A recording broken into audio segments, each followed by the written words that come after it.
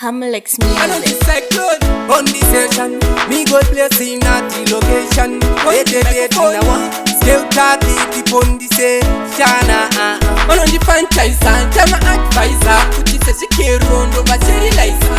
Back on the size and over sanitizer. Jimeti over vectorizer. Sakachon roti over ita sisu.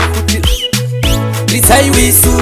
Type muritonde imwe ishu ngava kudemdemu varoha wishu Sakachon roti ngavaita sisu Ritsai wisu Type muritonde imwe ishu ngava mudemdemu varoha wishu Vakaritsa meriyo, Santa Mario Angoma tikatangwana na patimiyo Harare kairo kubuda garariyo Ngoma tinemeti weseko chiyo Ukandu kwinji tikudiwe Nigeria Vana vechipita votitaneyo kararia Gonzalo, that's very akirima missionary engoma terima oria Sakachon roti tovaita sisu Risai wisu Type muritonde imwe ishu ngava kudemdemu varoha wishu Sakachon roti tovaita sisu Risai wisu Type muritonde imwe ishu ngava mudemdemu varoha wishu Atinoshika hapo ndisechana Uraya vanu nengoma ndiyo mishana Vaita vanava nonge mutsonga nekuti chawa maitindo